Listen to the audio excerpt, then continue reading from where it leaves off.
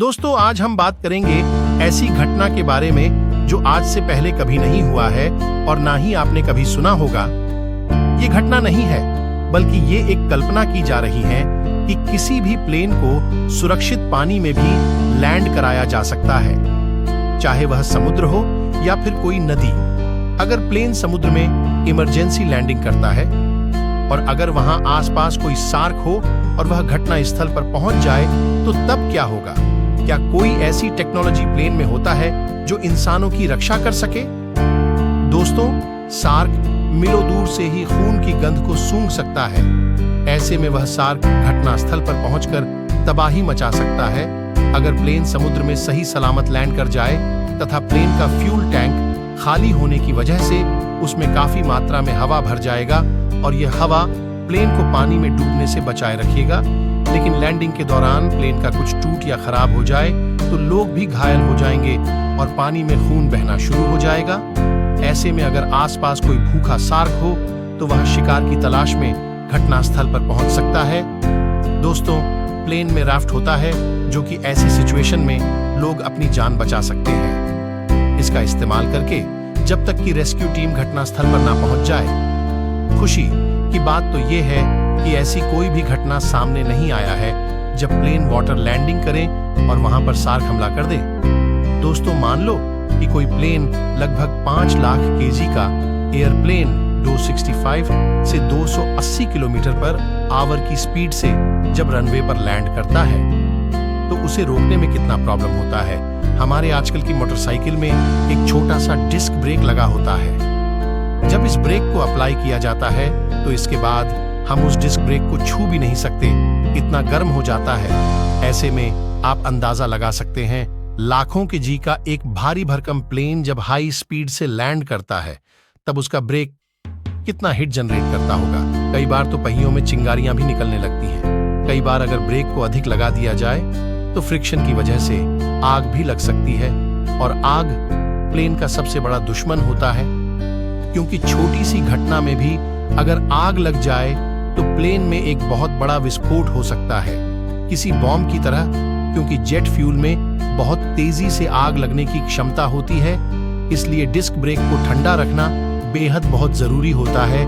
इसमें सबसे बड़ा योगदान रिवर्स थ्रस्ट का होता है, क्योंकि इसका डोर ओपन होने के बाद एयर को पीछे जाने के बजाय आगे की ओर मोड़ देता है, जिससे कि प्लेन धीरे धीरे रुकने या स्लो डाउन होने लगता है और डिस्क ब्रेक को अधिक अप्लाई करने की जरूरत नहीं पड़ती और इसे थोड़ा वक्त भी मिल जाता है डिस्क ब्रेक को ठंडा करने के लिए।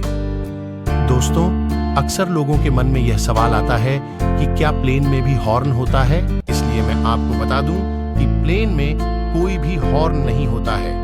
एयरपोर्ट में काफी मात्रा में शोर होता है, इतना शोर होता है कि आपको बात करने के लिए हेडफोन की मदद लेनी पड़ सकती है और इसके लिए प्लेन की आगे या प्लेन के नोक में हेडसेट को कनेक्ट करने के लिए एक जैक होता है, जिसे ग्राउंड क्रू कनेक्ट करके पायलट से बात कर सकता है। और बैकग्राउंड की आवाज को कम करने के लिए इसमें शोर कैंसिलेशन का ऑप्शन भी होता है। और आजकल के जमाने में तो वॉइस का झंझट ही खत्म हो चुका है। यहाँ पर सभी लोग वायरलेस सिस्टम का यूज करते हैं एक एडेप्टर के जरिए। ठीक वैसे ही हम वायर या तार वाले माउस को एडेप्टर के जरिए वायरलेस माउस का प्रयोग कर पाते हैं। ये पूरा काम इंटरफोन सिस्टम के जरिए काम करता है, बेसिक टेलीफोन कनेक्शन की तरह ही काम करता है। इसमें कंफ्यूज होने की कोई जरूरत नहीं है।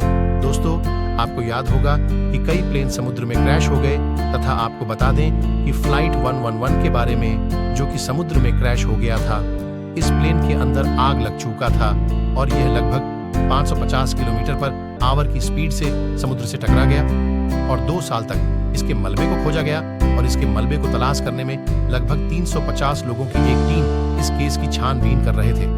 लगभग इस केस की छानबीन 5 सालों तक चला, जिसमें लगभग 348 करोड़ 50 लाख 42 हजार रुपए खर्च हो गए।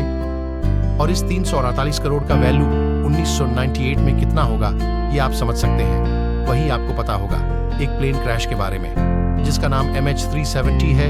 ये प्लेन भी समुद्र में क्रैश हो गया था, इसे भी बहुत खोजा गया पर इसका कहीं कुछ पता नहीं चल सका। ऐसे में यह सवाल उठता है कि यह सारा खर्च कौन उठाता होगा, तो बता दें कि यह सारा खर्च सरकार उठाती है। खासकर तब जब सरकार को चुनाव जितना हो, तो तब इसकी छानबीन अच्छे से होगी।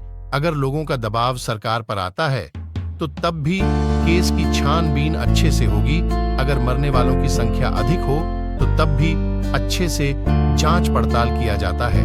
अगर मरने वालों की संख्या कम, तो इस कंडीशन में कुछ पता भी नहीं चलता कि प्लेन क्रैश किस वजह से हुआ था। इस दौरान एग्जाम्पल से हम समझते हैं कि प्लेन क्रैश फ्लाइट 111 के बारे में जो समुद्र में क्रैश हो गया था, इसमें मरने वालों की संख्या बहुत अधिक थी। इस दौरान इस केस की छानबीन बहुत अच्छे से किया गया। वहीं हम बात करें एक दूसरे प्लेन की, जिसका नाम इंडिगो था। इसके लेफ्ट इंजन में आग लग गया था, लेकिन इस प्लेन को सुरक्षित रनवे पर लैंड करा दिया गया था। इसीलिए सरकार पर कोई प्रेशर नहीं पड़ा।